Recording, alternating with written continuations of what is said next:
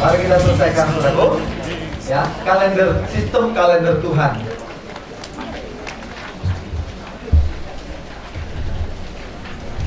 Tradisi pemahaman yang keliru selama ini membuat orang Kristen begitu takut, begitu rigid, begitu kaku, begitu peka, tabu untuk menyebut tanggal. Apalagi bicara mengenai tanggal kedatangan Tuhan. Dan susah sekali untuk dibicarakan, saudaraku. Hari Tuhan itu misteri ilahi. Saya sudah perkatakan, saya sering diomeli karena saya mencoba menyentuh-nyentuh bagian yang saker, ya. Tidak perlu dipelajari, banyak yang keliru. Ternyata memang dalam perjalanan sejarah begitu banyak orang yang keliru untuk mempelajari itu. Ada yang menebaknya dengan sistematis, ada yang ngaco-ngaco dan sebagainya. Seringkali saya juga dijejerkan, disamakan, ya. Seringkali dikatakan, kamu nggak lihat itu yang terjadi di Bandung, kamu nggak lihat yang terjadi di mana, kamu nggak bisa pelajari itu, kamu lihat itu. Terus semua saudara, ya. Ya sudah, biarin aja, ya. Nah, saudaraku, begitu sulit untuk menyampaikan ini. Saudara tahu berapa tahun yang lalu sebenarnya saya sudah mengetahui ini, tapi saya menahan ini sampai pada hari-hari terakhir. Ada seorang bapak yang marah sama saya waktu menyampaikan ini. Bapak, kenapa baru sekarang kasih tahu? Ini sudah dekat sekali. Ada yang begitu. Lalu ada ibu juga bilang, selidiki. Ibunya ada di sini nih. Bilang selidiki ke staf saya. Sebenarnya Pak Abraham sudah tahu sejak kapan? Ya? Ya, staf saya bilang, sebenarnya sih sudah 2-3 tahun yang lalu, cuma takut Pak Abraham mau kasih tahu. Ya, betul. Saya pertimbangkan begitu rupa. Mau sampaikan gimana? Kayaknya nih aneh gitu ya. Tapi Tuhan akhirnya pada hari-harinya sesuai dengan kairosnya dia buka jalan, waktu akhirnya terbuka, ada seminar-seminar besar seperti ini terlaksana, saudaraku. Itu semua karena anugerah Tuhan aja, bukan kekuatan saya. Saya betul-betul orang yang takut, orang yang nggak punya keberanian seperti itu. Tapi Tuhan beri keberanian. Nah, saudaraku yang kasih, banyak yang sesat juga, udah nggak tepat, bertindaknya salah, bertindaknya fatal dan sebagainya, sehingga semua orang trauma secara rohani mengenai tanggal. Nah, saudara yang kasih, sekarang kita mau belajar, ya. Kita mau belajar tentang hubungan waktu dan identitas kita. Ini yang kita salah mengerti, saudaraku, ya. Yang kita selama ini, paradigma kita itu tertutup. Sekarang saya mau tanya saudara, ini ada tanda-tanda jam. Menurut jam di New York, London, Moskow, Tokyo, Sydney, dan lain-lain. Nah, saya mau tanya arloji jam saudara, jam tangan saudara yang saudara gunakan, itu menurut jam waktu mana, saudara? Indonesia bagian barat. Nah, saudaraku, ya. Jadi, saudara berarti saudara tinggal di wilayah itu.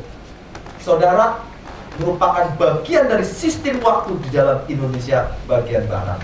Nah, saya mau cerita begini. Saya dulu punya, waktu masih bekerja, saya punya klien, ya, seorang Yahudi, ya. Beliau itu betul-betul seorang yang observe agamanya, dan beliau tidak mau mengganti jam arlojinya walaupun sudah di Jakarta menggunakan jam waktu Indonesia bagian barat. Beliau itu memakai jam dengan patokan jam waktu Yerusalem. Mengapa begitu? Karena dia observe imannya. Dia menjaga, dia pengen tahu jam berapa di Yerusalem, saya harus berdoa pada jam itu. Saudara mengerti ini? Nangkap? Karena pada waktu jam menunjukkan pergantian waktu di sana, dia harus melakukan ini dan melakukan itu. Pada jam ini saya harus melakukan ini dan melakukan itu. Bukan waktu Indonesia bagian barat. Dia observe berdasarkan imannya. Ini satu contoh. Ya, jadi begitu rupa sistem waktu itu berkaitan erat dengan iman. Saya beri contoh satu lagi. Rekan bisnis saya ini seorang yang masih beragama Buddha, begitu, Buddha tapi juga gelenteng, begitu ya, campur seperti itu. Saya pernah tanya kepada beliau, kok ulang tahunnya tanggal berapa? Karena saya mau kirimin kado. Masa temen satu bisnis nggak pernah kirim kado kan? Lalu jawabnya apa? Wah, susah ulang tahun saya. Loh, kok susah? Ulang tahun saya bergeser-geser katanya. Kok bergeser-geser gimana? Rupanya teman saya ini, saudaraku, dia observe kalender Tionghoa. Dia tidak mau mengakui dia lahir apa Januari atau Februari atau apa. Dia mau, saya lahirnya tanggal sekian, bulan sekian Chinese. Nggak mau dia observe itu. Kenapa? Karena dia seorang yang observan, pegang keyakinannya. Dia nggak percaya kalender nasional yang dasarnya tidak benar. Saudara tangkap? Jadi sistem kalender waktu itu lekat erat dengan keyakinan seseorang. Iman Anda berkaitan erat dengan sistem waktu dan kalender yang Anda percayai. Tuhan katakan, pada hari ke-7 kamu harus datang ke rumah Tuhan untuk beribadah. Kan begitu, saudara? Ya? Apa saudara datang hari ke-5? Nah, kemudian keluar yang tadi saya bilang, teologi kapan saja. Ya? Oke, memang kita sekarang dalam anugerah Tuhan, kapan saja kita boleh menghampiri tahta kasih karunia Tuhan. Tetapi dalam hal prophetik, kemudian kita gagal menangkap agenda Tuhan. Apa yang terjadi? Ya, contoh nih, orang Islam memelihara kalender Hijriah. Kalau tidak, kapan dia bisa tahu puasanya mulai kapan?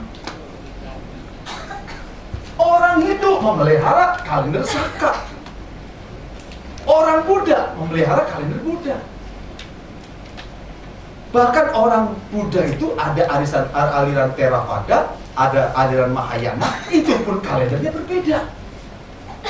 Karena apa? Karena mereka harus observe tepat waktu. Orang Chinese harus memelihara kalender Chinese. Kenapa? Karena dia harus tahu kapan Ceit, kapan Cago.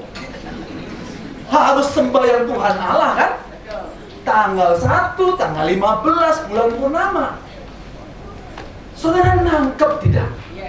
Setiap kalender lahir karena ada sistem agama, ada sistem keyakinan. Saudara pikir, oh kalender nasional? Saudara jangan salah.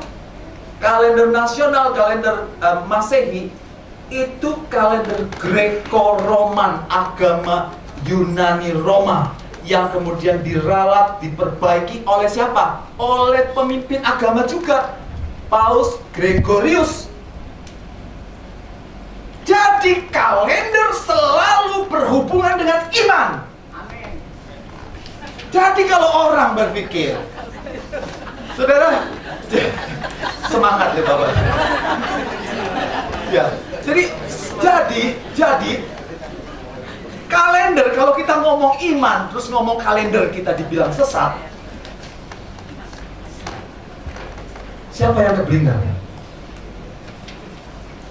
Kita ini orang beriman, tapi kita takut ngomong kalender. Itu sebabnya kita tidak memahami agenda Tuhan.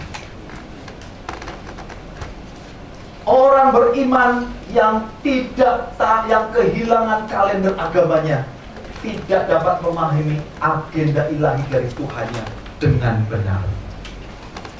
Saudara, orang takut, orang Kristen apalagi takut.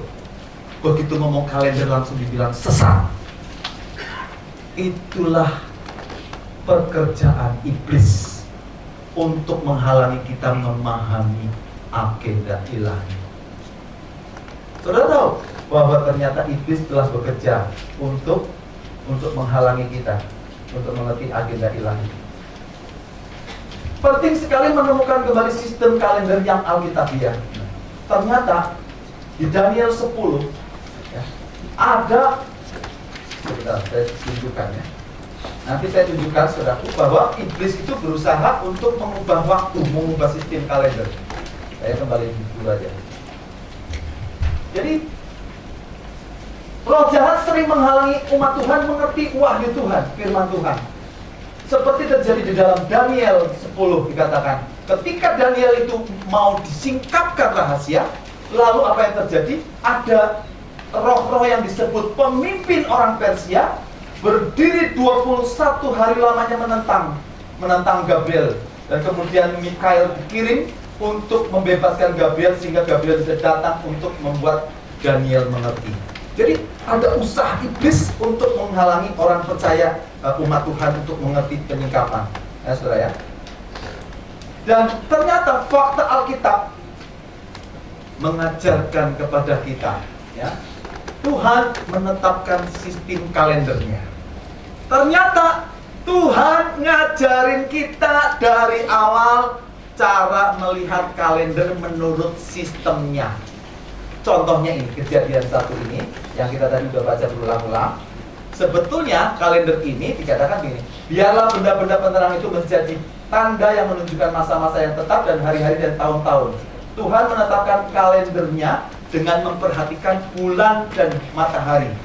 Di dalam terminologi pengetahuan, ilmu pengetahuan, sistem kalender yang ditetapkan Tuhan itu disebut lunisolar. Karena apa? Memperhatikan bulan dan matahari.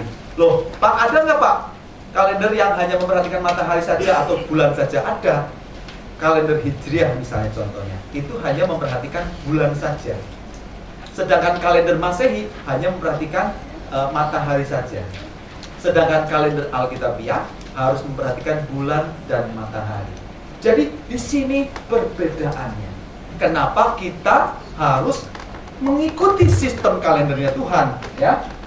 Dan tujuan dari Tuhan menetapkan sistem kalender dan tanda-tanda waktunya adalah menentukan perjanjian dengan umatnya, yaitu menjadwal pertemuan, ya. Yang disebut Moedim ini juga berarti appointed time adalah agenda pertemuan, saudara ya. Kalau kalender sudah dibuat, saudara kalau perhatikan kalender, isinya apa di situ? Hari raya, hari raya, hari raya.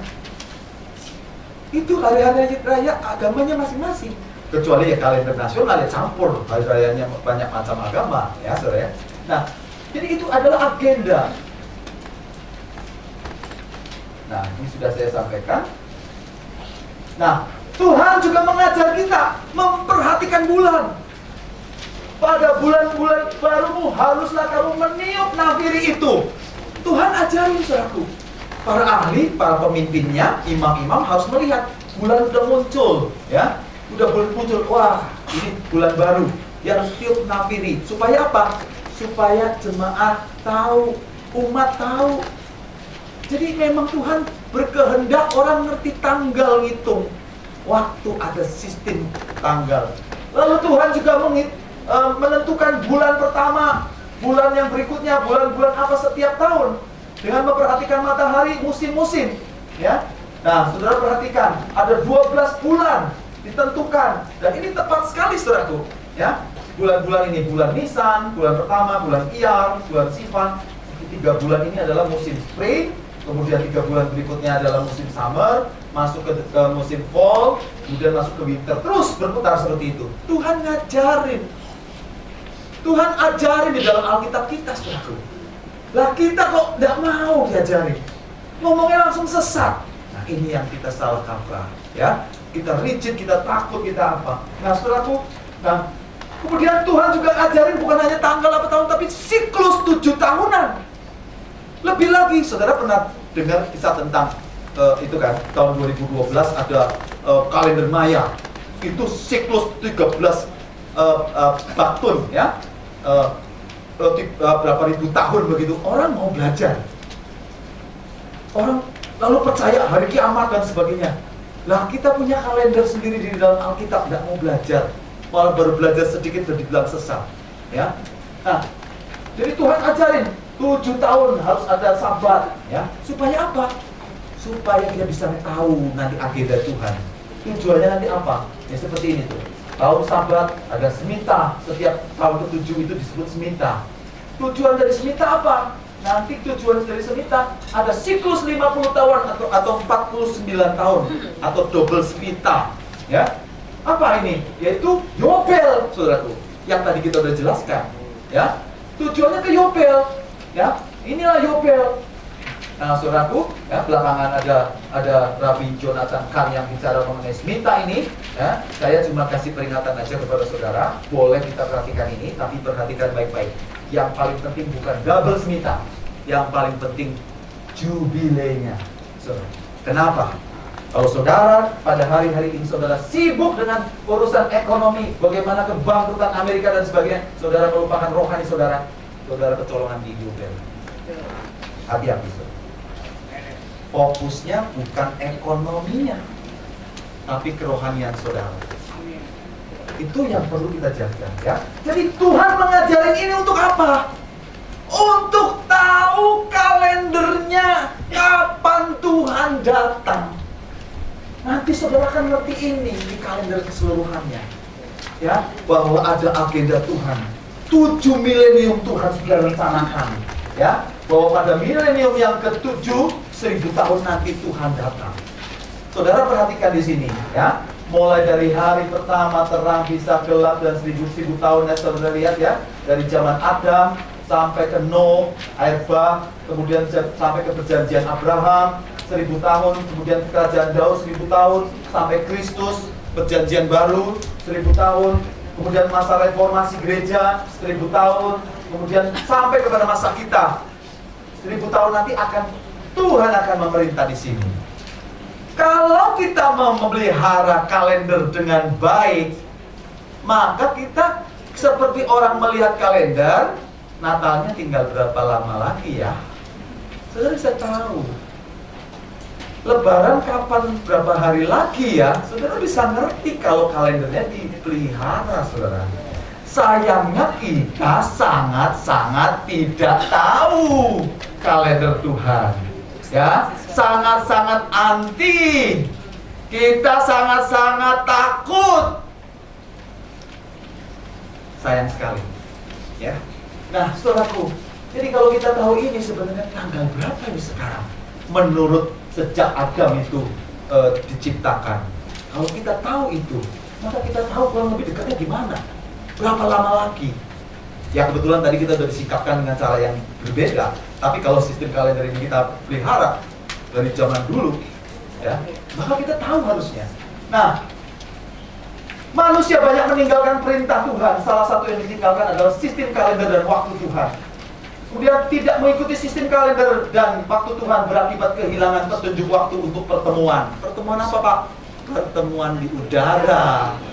Ya, ada pertemuan di udara, pertemuan yang manis. Itu kan yang dinanti-nanti, saudaraku. Tapi udah nggak tahu kapan, ya. Karena apa? Karena kehilangan jejak waktunya. Kehilangan petunjuk waktu, semakin kehilangan jejak iman dan tujuan hidup yang gak jelas. Kita masih di sini untuk apa sih sebetulnya? Kok masih di sini terus? Tuhan sudah naik ke surga. Kok ngapain lagi sih kita? Menginjil. Ya, menginjil sampai kapan? Sampai kapan? Menginjil, nanti ada orang yang meninggalkan Tuhan juga, ada yang murtad juga, terus putar. Apa yang kita sedang lakukan? Kita sedang nunggu apa, saudaraku? Kita sedang menunggu kerajaan Dia datang. Kan itu sebetulnya. Nah, di mana? Di tadi milenium yang ke-7, 1000 tahun ke-7. Dan saudara tahu bahwa sistem kalender ini juga iblis mencoba mengacaukannya.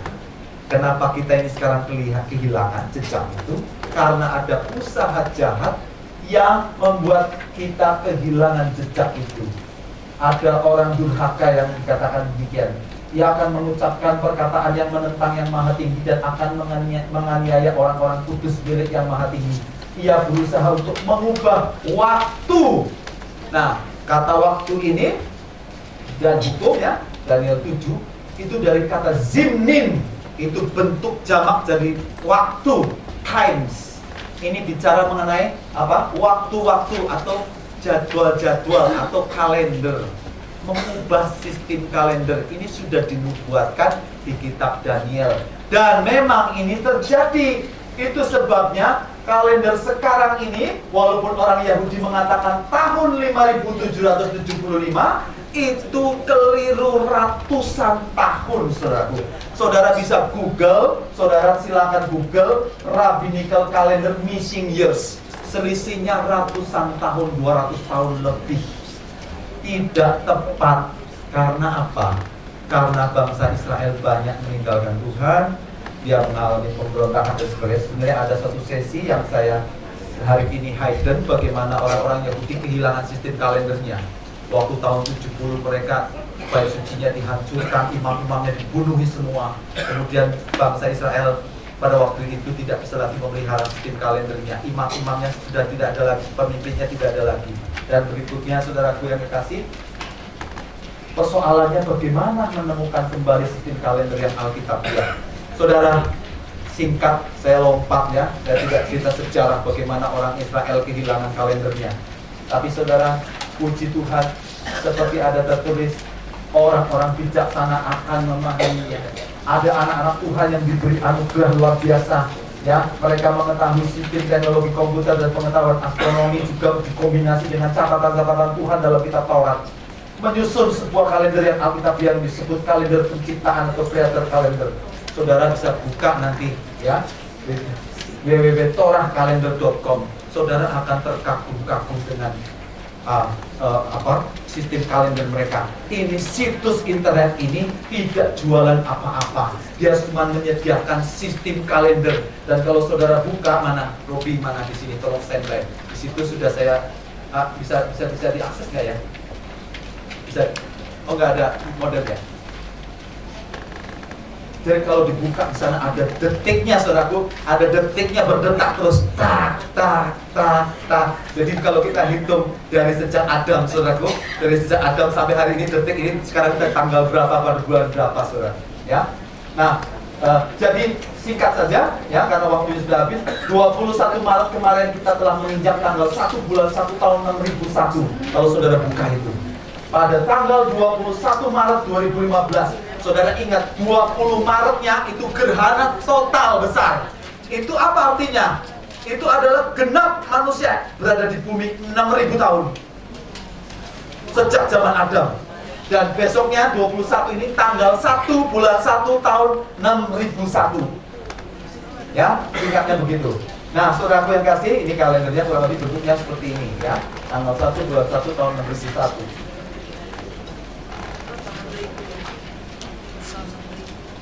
Nah, jadi pada tanggal 21 Maret kita sebenarnya telah memasuki milenium ke-7, yaitu masa 1000 tahun perhentian, 1000 tahun kerajaan Tuhan. Tapi pertanyaannya, loh, kok udah 1000 tahun kok Tuhan Yesus belum memerintah? Nah, saudara ya, nanti kita tunjukkan. Ini gerhana matahari total pada waktu Super Black Moon dan Spring Equinox yang kemarin ya, pada tanggal 20 Maret 2015. Berarti kita berada di sini, saudaraku, ya. Kita sudah lewat ini, kita masuk sini sedikit. Nah, pertanyaannya, kenapa kita masih sudah masuk kalendernya tapi Tuhan belum memerintah? Saudara, ada era yang disebut peralihan kekuasaan, perubahan kekuasaan. Saudara, seperti Indonesia, misalnya contoh. Bangsa Indonesia memproklamasikan kemerdekaannya pada tanggal 17 Agustus 1945. Nah, saudara tahu, bukan mulai hari itu dia merdeka Indonesia. Karena sejak hari itu justru Belanda berkali-kali berusaha melakukan agresi. Lapangan terbang Maguwo dibom berapa kali, terus diserang terus, sampai perjuangan secara legal dikabulkan oleh PBB pada tahun 1949. Baru bebas perang kemerdekaan, Indonesia baru betul-betul memerintah dengan tenang. Saudara nangkap ini ya. Lalu sama bangsa Israel juga. 1948 tanggal 15 Mei ya, Israel menyatakan kemerdekaannya. Besok harinya langsung seluruh negara-negara Arab sekelilingnya langsung menyerang Israel. Perang kemerdekaan baru terjadi. Tahun 1949 juga baru Israel kemudian diakui pada bulan Mei oleh PBB, baru selesai perang kemerdekaan. Ada era peralihan kekuasaan, perang kemerdekaan. Ini juga yang akan terjadi, saudaraku, ya, mulai daripada bulan matahari gelap ini sampai ke depan ke sini. Ada era peralihan kekuasaan di mana seluruh nubuat-nubuat dari kitab suci tentang akhir zaman akan terjadi, termasuk murka Allah dan sebagainya. Ya, sebagai proses peralihan kekuasaan sampai Tuhan akhirnya memerintah di Yerusalem. Nah, saudaraku yang terkasih, saudara lihat ini, ya, kalau saudara perhatikan masa peralihan ini, ya, itu berjalan terus. Dan saudara kalau perhatikan Daniel 8 ayat 13 tadi yang saya sudah katakan, ya, ini adalah 2300 petang dan pagi. Kalau saudara hitung tadi dari tanggal ini, ya, yang tempat suci diserahkan, ya, saudara, herannya apa? Hitung 2300 petang dan pagi, sampainya di mana? 2018, Hari Raya Pentakosta. Kenapa, Pak? Pentakosta? Kok 3 kali jadi Pentakosta? Betul, saudaraku. Pentakosta 3 kali karena apa? Karena kegenapan dari Pentakosta belum seluruhnya digenapi. Apa itu, Pak? Ingat, Pentakosta pertama di Bukit Sinai. Tuhan bilang begini, Aku akan menjadi Allahmu dan kamu akan menjadi umatku. Ya, kemudian gagal Pentakosta pertama. Lalu Tuhan katakan, Aku akan memberikan firmanku tertulis dalam loh hati manusia. Lalu Tuhan berikan Pentakosta kedua. Ya kan, saudara ya? Tapi kata Rasul Paulus bilang begini, Roh Kudus itu adalah jaminan kita sampai kita menerima seluruhnya.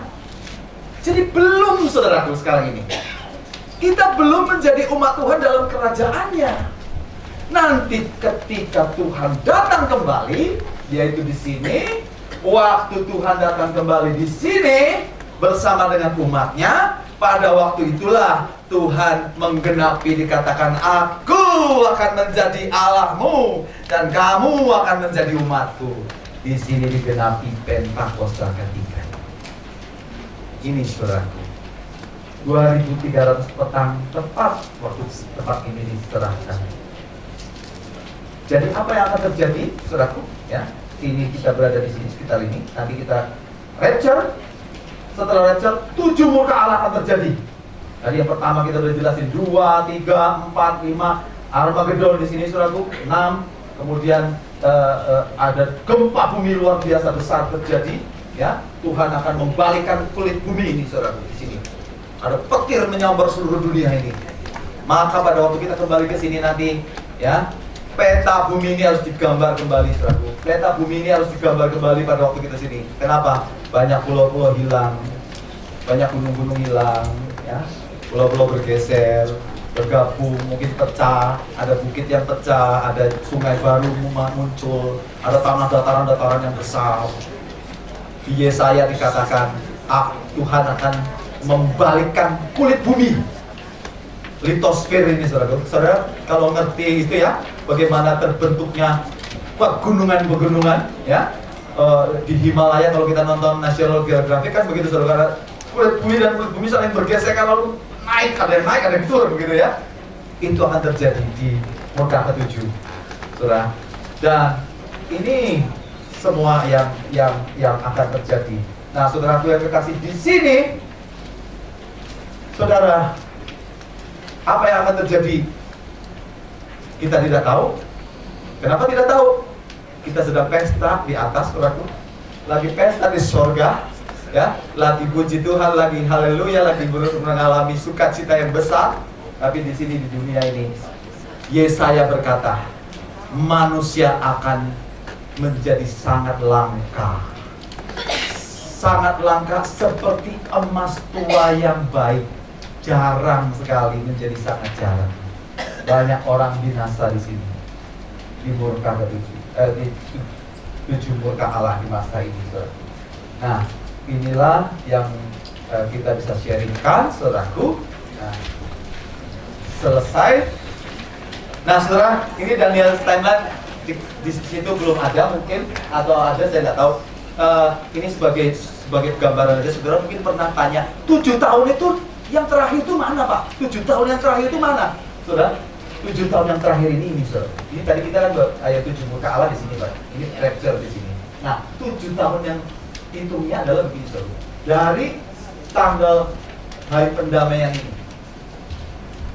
ini tanggal 23 September 2015 ya.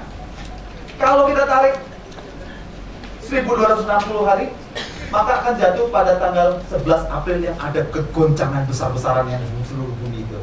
Nah, ini ada banyak peristiwa lain, tapi saya nggak bisa ceritain semuanya.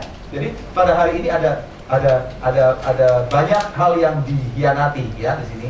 Nah, tanggal X ini tanggal di mana yang disebut orang selalu berpikir tentang perjanjian damai. Tapi sebetulnya ini bicara mengenai sebuah komitmen yang kemudian diingkari ya. Yaitu apa? Pada tanggal 29 Oktober 2008, Senator Barack Obama itu pertama kali dia mengeluarkan sebuah iklan selama 30 menit. Dia siarkan ke seluruh Amerika, bahkan seluruh dunia memperhatikan dia. Saya pertama tahunya hanya itu. Ya, apa komitmen dia? Komitmen dia adalah mengadakan perubahan, change. Kalau kita perhatikan kitab Daniel, maka apa yang dilakukan oleh antikris itu adalah change, ganti, ubah. Nah, kemudian saudaraku, apa yang terjadi? Semalam saya temukan satu fakta baru. Nah, ini dia. Yang ini Paulus. Ya, saudara, ternyata pada tanggal yang sama, ini saya semalam baru ketemu saudara. Ya, 29 Oktober 2008 sama, pada tanggal yang sama, ketika dia juga melakukan. Dia menulis satu Barack Obama yang waktu itu masih merupakan senator dari Partai Demokrat dari Illinois. Dia membuat sebuah komitmen kepada kelompok American Jewish Committee ya. Dan dia mengatakan bahwa dia punya keyakinan Yerusalem tidak boleh dibagi lagi. Ya, tidak boleh bicara mengenai Yerusalem tidak boleh Jerusalem will remain Israel capital and no one should expect to be divided. Tidak boleh dibagi lagi. Tapi setelah itu, ini janji dia di awal 7 tahun. Itu yang dikatakan Daniel 9 ayat 27. Seorang raja membuat perjanjian selama 7 masa. Tapi di tengah-tengah masa itu dia mengingkarinya ya. Apa sekarang Obama? Israel harus kembali ke dalam batas tahun 1967. Artinya yang tadi kita pelajari Yom Yerusalem itu suruh dihapus. Hari tanggal 7 Juni 1967 di mana Israel berhasil merebut Yerusalem itu suruh dikembalikan. Suruh dibatalkan. Saudara tangkap? Harus Israel serahkan Yerusalem semua kepada Palestina. Kota tua yang ada Bukit Sionnya segala macam itu harus diserahkan kepada Palestina. Itu keputusan Obama setelah itu. Ini janjinya pertama, lalu kemudian belakangan dia sudah ingkari. Ya, jadi saudara lihat, ya. Sekarang kita sesuaikanlah tanda waktu kita sama Tuhan, ya. Waktu kita waktu apa, saudara? Waktu kita adalah waktunya Bapa, harusnya, ya. Kita mungkin punya banyak agenda, tapi kita harus tahu Bapa agendanya apa ya, ya, saudara ya. Kita harus sesuaikan waktu kita. Nah, saudara yang kekasih, supaya jangan kita menggunakan waktu yang sisa untuk menuruti kehendak manusia, tapi menurut kehendak Allah. Inilah yang saya bisa sampaikan, saudaraku, untuk bawa kita semua orang untuk tesupah, ya, saudara. Nah, loncat langsung ke Saya nggak tahu ini waktu. Terus ya, sedikit lagi ya. Ya, sedikit lagi. Ya, langsung ke update-nya. Update-nya ini menarik karena apa yang terjadi hari-hari ini, saudara. Sedikit lagi ya, Bapak Ibu, saudara sekalian. Ada update sedikit. Nah, era pembinasan keji. Nah, ini mungkin saya akan cepat aja. Saudara udah tahu kurang lebih ISIS ini buat macam-macam, ya kan? Tapi nanti ada event-event yang penting yang sedang digenapi hari-hari ini supaya kita tahu. Haleluya. Sudah. Ya. Jadi ini materai keempat ini sudah muncul kurang lebih beberapa tahun yang lalu, ya. Dan sekarang ini makin ramai, makin digenapi banyak, saudaraku, bahwa kuda hijau pucat itu lambang yang lambang maut, lambang pembunuhan, lambang ada banyak pembinasaan, ya, pembunuhan di mana-mana. Kalau kita lihat sekarang trending orang bunuh orang di video, ya, inilah masa yang disebut masa kuda hijau pucat. Nah, saudara, ini sebetulnya sudah dinubuatkan, ya. Apa yang terjadi fenomena munculnya ISIS itu adalah sudah dijelaskan di dalam kitab Yeremia. Di Yeremia disebut sebagai semangat pemusnah, ya, semangat pemusnah, semangat pembunuh, kurang lebih seperti itu. Di mana itu Babel? Saudara tahu Babel itu Irak. Itulah sekarang di sana. Semangat pemusnah itu sedang membantai begitu banyak orang. Ini yang sudah dikatakan. Jadi muncul itu sudah terjadi, ya, saudara. Jadi kalau saudara melihat begitu aja sebelum saudara datang ke sini, bikin kayaknya tidak ada apa-apa nih, akhir zaman tidak ada apa-apa. Tapi sebetulnya ini sudah terjadi semuanya, ya. Nah, orang-orang ini adalah kelompok pembantai kejam yang tidak berkemanusiaan. Dan herannya mereka punya banyak sekali persenjataan dan sebagainya. Dari mana ini semua dananya? Ya, dari mana semua ini, ya, saudara, ya? Kita lihat. Nah, fenomena ISIS dan nubuat terakhir pembantaian di Babel ini sudah dikatakan. Orang-orang yang terbunuh akan rebah di negeri orang-orang Kasdim. Ini Kasdim, negeri orang Kasdim itu Babel, Irak sekarang ini, ya. Dan orang-orang yang luka parah di jalan-jalannya banyak sekali, ya, orang dibunuh. Kemudian seperti anak-anak kambing, seperti anak-anak domba. Kenapa? Disembelih. Kan saudara lihat kan? Disembelih, leher dipotong begitu rupa. Tadi malam saya sempat lihat lagi, saya lagi cari data. Aduh, saya lihat lagi itu lagi, ya. Seorang anak kecil perempuan masih pakai rok yang bagus, kepalanya sudah nggak ada, digendong sama bapaknya. Terus saya lihat itu lagi, lihat itu lagi. Saya kalau Google itu kan muncul semua. Aduh, ini lagi sangat mengganggu sekali, ya. Ya, bapaknya nangis sambil pegangin anaknya, kepalanya sudah nggak ada. Anak perempuan, roknya bagus banget itu. Aduh, gimana cara cerita? Saya nggak mau nunjukin di sini sama saudara itu. Ya, itu keji banget, nggak mau lah. Nah, saudaraku, itu seperti anak kambing, ya, dipotongin lehernya. Tapi saudara, kita harus tahu, ya, kepada anak-anak Tuhan, jangan kecut, jangan takut. Karena kabar-kabar itu, kekerasan merajalela ke atas negeri, penguasa lalim akan melawan penguasa lalim. Perhatikan, di sini nanti mereka akan berantem sendiri, ya. Mereka sedang berantem sendiri, ya. Nanti berantem sendiri. Nanti saudara akan mengerti maksudnya. Ucapan ilahi terhadap padang gurun laut ini, kata laut ini sebenarnya maknanya adalah dulu Babel itu berada di antara istananya di antara sungai Tigris dan sungai Efrat. Jadi sungai itu sangat lebar-lebar, jadi selalu dikatakan istana di tengah laut, ya. Maksudnya adalah orang-orang di Babilonia di Irak ini. Dan saudara, ternyata di Yesaya disebut istilah mereka itu adalah penggarong dan perusak, saudaraku, ya. Orang yang kejam, penggarong, perusak. Nah, ini bicara mereka. Kalau saudara perhatikan Yesaya 21, ya, ini lagi digenapi semua. Ya, bagian pertama di pasal-pasal ayat pertama itu digenapi ketika ISIS ini muncul. Nah, sekarang sedang digenapi bagian yang di bawahnya, ya. Nah, pasal 22-nya apa? Armageddon. Jadi tidak lama lagi. Nah, saudaraku, orang-orang mengungsi meninggalkan Irak, membutuhkan bantuan pangan dan sebagainya. Nah, inilah Abu Bakar al-Baghdadi, pemimpin ISIS yang mengaku dirinya adalah khalifah terakhir. Ya, katanya kepalanya harganya 10 juta US dollar. Jadi kalau mau cari tambahan, saudara boleh boleh cari-cari, coba-coba, siapa tahu bisa berhasil, sudah. Tapi mungkin harganya sekarang sudah naik juga, saudara. Ya. Nah, saudara, ISIS ini apa? Ternyata ada ciri khasnya. Diteguhkan lagi, apa dikatakan oleh Yeremia? Dia adalah penghancur dari patung-patung Babel. Ya, ia adalah para perusak. Perusak apa? Perusak berhala.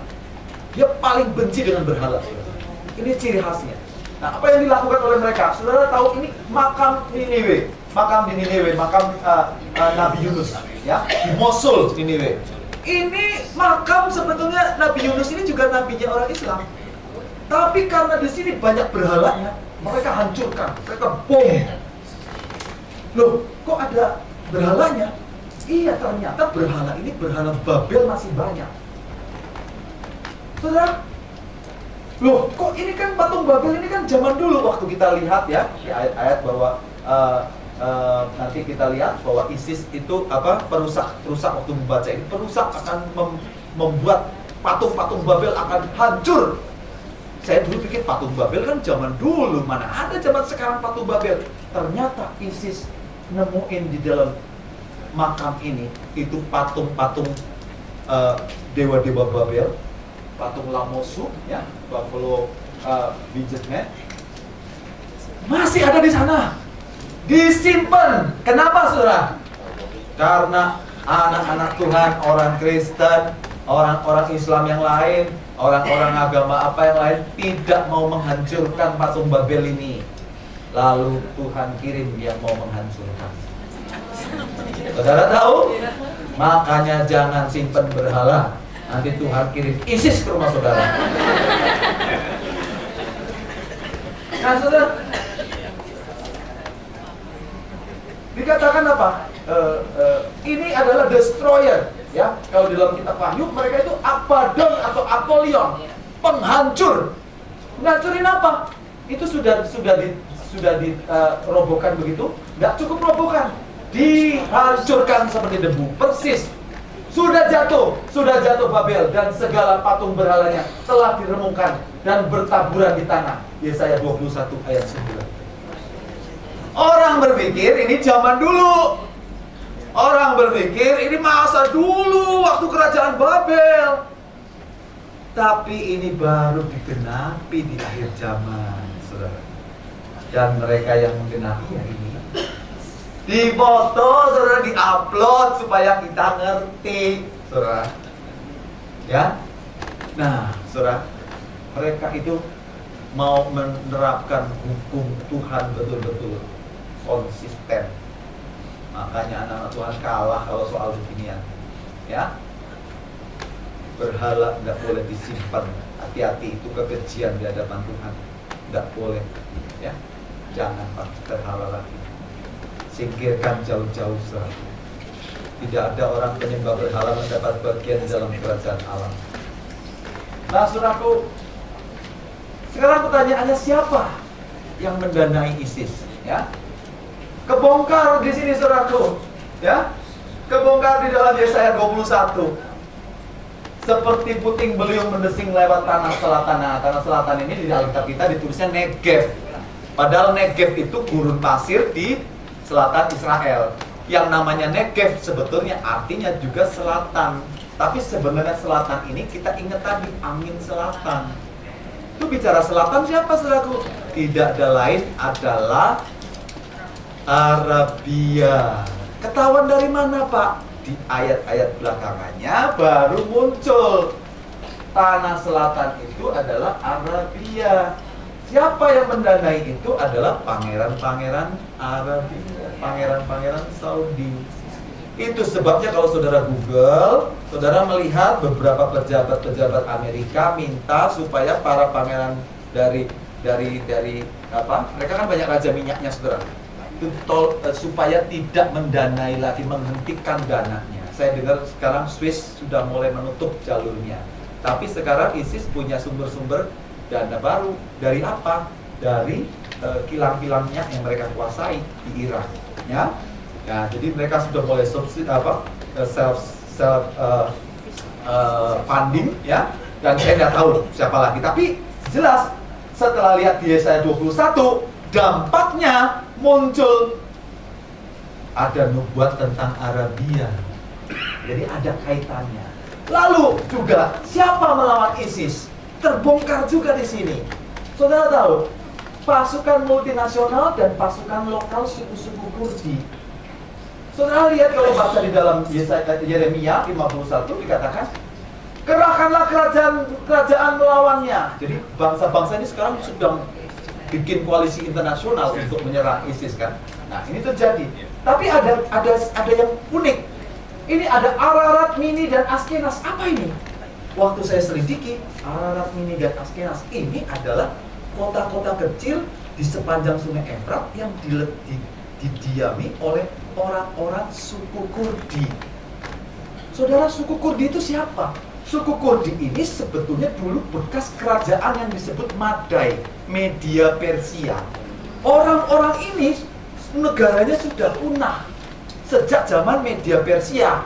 Orang Persianya menjadi Iran, tapi orang-orang suku Kurdi ini tercerai-berai. Ada yang tinggal di Turki, ada yang tinggal di Suriah, ada tinggal di Irak, sampai ke Iran, di sepanjang Sungai Efrat itu. Nah, inilah Ararat, Mini, dan Askenas. Lalu ada perintah begini, angkatlah seorang panglima melawannya, tampilkanlah kuda seperti kawanan belalang. Loh, suku Kurdi ini kan sudah punah, dan negara gimana mau mengangkat seorang panglima, mau melawan ISIS ini. Saudara tahu, ternyata mereka membentuk satu pasukan sekarang orang-orang Kurdi ini yang namanya Peshmerga. Beberapa tentara-tentara dari Amerika, volunteer bekas militer itu datang ke sana, ke daerah mereka dan melatih tentara-tentara Kurdi, sehingga orang-orang Kurdi bisa mempertahankan diri. Orang-orang Yazidi dan sebagainya kan banyak yang menjadi korban, termasuk orang-orang Kurdi. Dan mereka ini membentuk pasukan melawan ISIS, padahal tidak ada negaranya. Waktu baca ini saya bilang, luar biasa. Ini di akhir zaman orang-orang Madai, disebut Madai ya, orang-orang Kurdi ini tampil persis seperti yang dikatakan oleh Yeremia untuk melawan. Katakan apa?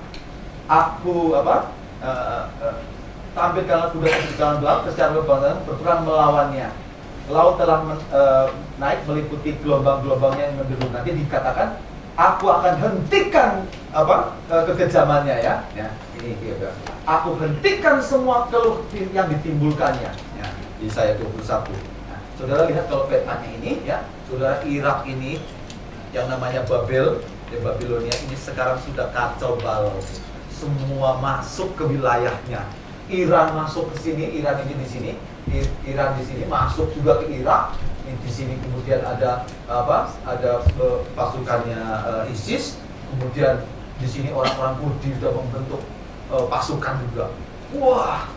Nah, yang takut apa saudaraku? Yang takut di Yesaya berikutnya ya. Kalau saudara lihat ya, sebelum ke Yesaya, ini dilihat dulu. Saudara lihat siapa yang maju melawan? Majulah hai Elam. Elam siapa? Elam adalah Persia. Persia adalah Iran.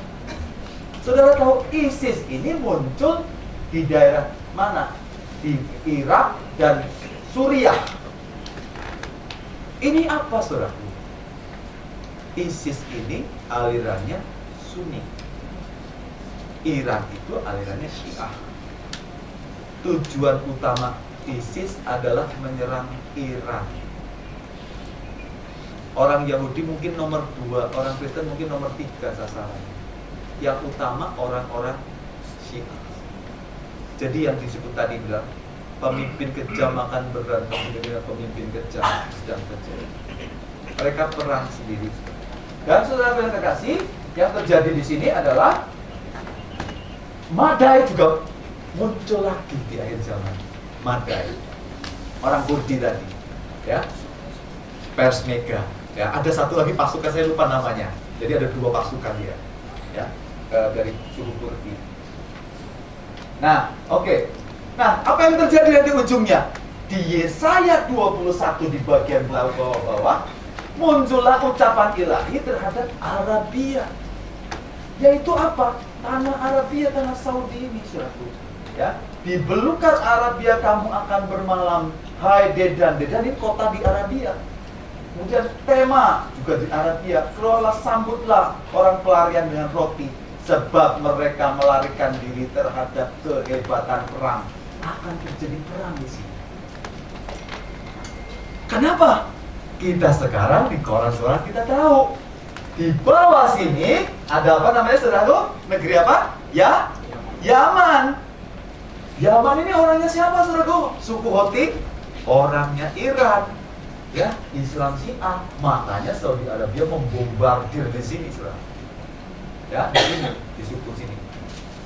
Jadi sekarang Iran berhadapan-hadapan dengan Saudi Arabia. Saudara tahu, sekarang orang Arabia, Saudi lebih mau bela Israel daripada Iran. Sekarang mereka minta dukungan dari Israel malah, secara diam-diam tentunya, ya. Jadi kalau orang banyak nggak ngerti, pikirnya benci Israel terus, tapi orang Saudi Arabia mengharapkan sekali Israel bisa perang bareng melawan Iran. Karena Saudi Arabia ini tentaranya semua bayaran. Banyaknya raja minyak, prajuritnya sewaan semua bayaran, saudaraku. Ya, tahu dari mana? Ya saya bukain, saudaraku. Ya, nah ini perang nih, yang terakhir. Ya, di situ. Nah, ini saudaraku, ini Yemen, ya. Kemarin di sana itu dibombardir oleh pasukan dari Arabia, ya. Sedangkan orang Iran sudah teriak, saudaraku. Sudah teriak apa? Hentikan perang kamu, serangan kamu. Kepada siapa? Kepada suku Houthi yang merupakan dukungan Iran. Nah, saudara lihat apa yang terjadi. Sesuai Yesaya 21, Saudi Arabia telah memulai menyerang milisi Houthi Syiah di Yaman yang didukung oleh Iran. Dan saudara, kalau lihat singkat aja, akhir ceritanya gimana nih? Siapa menang, siapa kalah? Ya. Di Yesaya 21 di bagian terakhir ada nubuat begini, ucapan ilahi terhadap Duma. Ada seorang berseru kepada Gunung Seir, hai pengawal, masih lama malam ini? Hai pengawal, masih lamakah malam ini? Cemas Duma. Siapa Duma? Duma adalah son of Ismail. Ini orang Kedar, orang Arabia, ya. Duma adalah lambang kejayaan Islam Sunni pada waktu zaman dulu, ya. Di Saudi Arabia ada tempat yang namanya Dumat El Jandal. Ini reruntuhan kota tua, ya, kota benteng kejayaan itu gerbang ketika orang dari Mesopotamia mau masuk Saudi Arabia, itu ada tempat kota dulu namanya Dumat El Jandal. Nah, kotanya itu kurang lebih sekarang runtuh seperti ini, saudara. Nah, inilah Duma.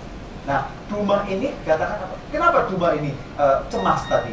Karena ada peperangan yang hebat, ya. Gerbangnya ini seperti orang diserang, ya. Jadi akan ada serangan ke sana. Nah, saudara, Duma itu lambang kejayaan Arabia pada zaman dulu.